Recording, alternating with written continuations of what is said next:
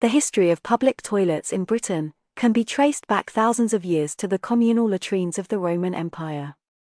These were typically a series of stone or wooden seats, covering a deep channel, flushed by rainwater.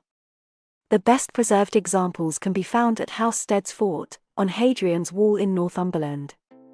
The idea of the urinal as we know it today came centuries later, and is often credited to the American Andrew Rankin in 1866, but flushing toilets and pissoirs in European cities predate Rankin's invention. These cast-iron structures first appeared in Paris in the 1830s, convenient for men caught short while walking about the city.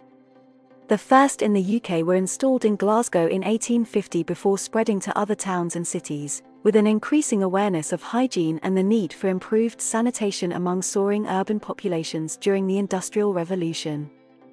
Most Victorian public toilets were designed for male urination only, with women expected not to travel far from home.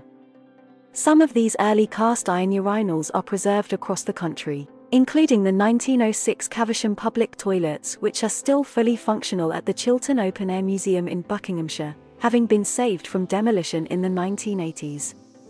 Other survivors like this one at Digbeth, Birmingham, have sadly been allowed to fall into disrepair. The Great Exhibition of 1851 showcased the first public flushing toilets for both men and women, created by George Jennings, a plumber from Brighton. Jennings's Great Exhibition public toilets were so successful that he was able to persuade the City of London to let him install London's first underground public conveniences in 1855, in front of the Royal Exchange. It wasn't until the 1890s that these out-of-sight underground conveniences began to replace the street urinals, which many considered unsightly, also including facilities for women. Many early installations were intended to impress. Two notable survivors from the 1890s are still in use today, one being the red marble Twyford urinals at the Grade 1 listed Philharmonic pub in Liverpool, and the other this perfectly preserved public convenience at Rothsay Pier on the Isle of Bute, with its enormous adamant porcelain enamelled fireclay urinals and glass-panelled cisterns, again by Twyford Toilets. These are a must-visit if you're in this part of Scotland. With their space-saving advantage over regular water closets, it wasn't long before urinals began to appear in workplaces, schools, parks, pubs, railway stations, and other public places. Being in near constant use, the first public urinals often suffered from poor hygiene and unpleasant odors, as W. G. Starbuck observes in the 1927 book Modern Plumbing Illustrated. It is often desirable to provide groups of such fixtures as water closets and urinals with automatic flushing, such provision being specially valuable in school and factory use, and often in public work, such as railway station toilet rooms, public comfort stations, etc. In the use of any toilet room for the accommodation of the public, the fixtures are bound to be used by many people who are ignorant or careless in the matter of flushing fixtures after having used them. In the matter of urinals especially, the flushing of them is often left to the attention of an attendant who may be careless in performing this duty. In schoolhouses particularly, small children using the fixtures cannot always be expected to understand the necessity of flushing water closets. Owing to these circumstances and many others, the periodic and automatic flushing of fixtures is of much advantage in maintaining wholesome toilet rooms. Over time, mechanisms were devised to mimic the action of pulling the chain on behalf of the public, from elaborate mechanical contraptions to complex hydraulics. In this example from J.L. Mart of New York, a tilting bucket is mounted within the cistern on a pivot. The bucket fills slowly with water until a tipping point is reached, causing it to pivot and empty its entire contents into the cistern, and down the flush pipe. But it never caught on, and to this day the automatic siphon, described in another video, remains the preferred method of flushing urinals in Britain. Often referred to as a timed flush, automatic cisterns are nothing of the sort, the length of time allowed between each flush being determined only by the rate at which they refill. In the busiest locations this method of flushing proved particularly water efficient, as it could wash away dozens of uses in a single flush, instead of just one use per flush for a conventional toilet. Urinals didn't only save space, they saved water too. Of course, these savings were soon lost again at quieter times, leading to the development and widespread use of water conservation devices on urinals in modern buildings, these often being retrofitted to older installations too. Public urinals were part of everyday life by the mid-20th century, and any taboo over communal urination, among men at least, seemed to have all but disappeared.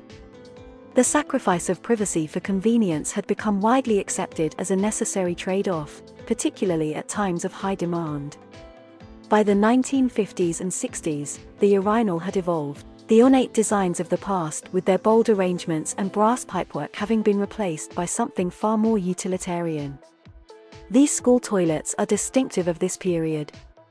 This was the dawn of the slab urinal, an unbroken wall of porcelain feeding into a drain set into the floor, rinsed occasionally by a simple perforated pipe and a large cistern, or two. It wasn't especially pretty, but it served an honest functional purpose. Put crudely, the collection and mass flushing away of human effluent.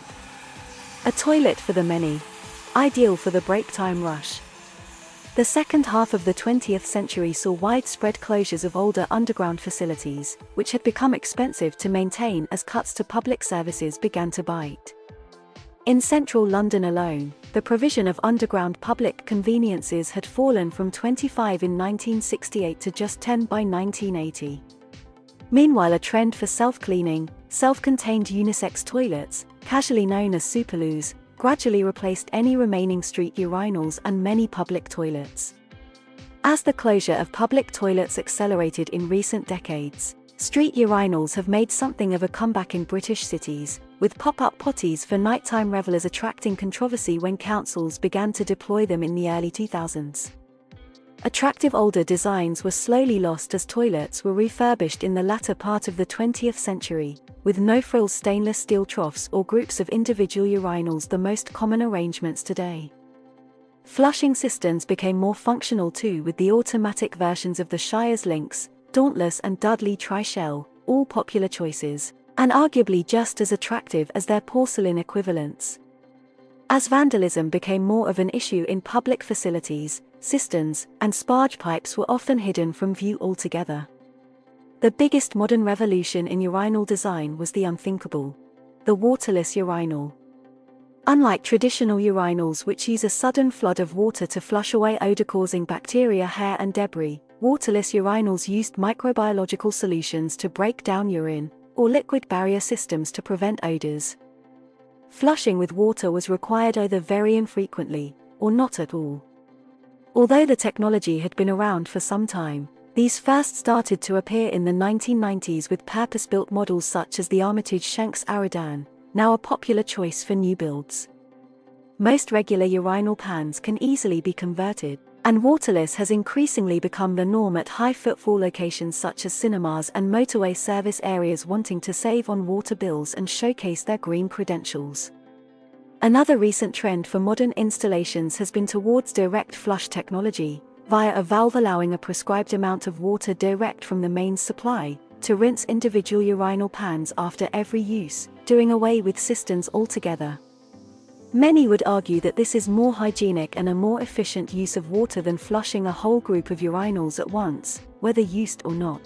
By far the biggest threat to traditional urinals in Britain is a double whammy of continued closures and refurbishments of public toilets, and venues such as old-fashioned public houses, which has gathered pace alarmingly in recent years. In many areas, public toilet refurbishments are tearing out urinals altogether, as political pressure for the provision of gender-neutral facilities has led councils to replace communal ladies' and gents' toilet blocks with separate unisex cubicles, such as these colourful examples at King's Statue on Weymouth seafront, which replaced the original underground toilets shown in the inset, after being damaged by fire in 2017. Sadly, this is just one of many such examples, and why channels like Jesse Shanks 98 exist, to capture the strangely fascinating world of the traditional gents' urinal. Did you find this video interesting? What do you think about the future of urinals in Britain? Let us know in the comments. Goodbye.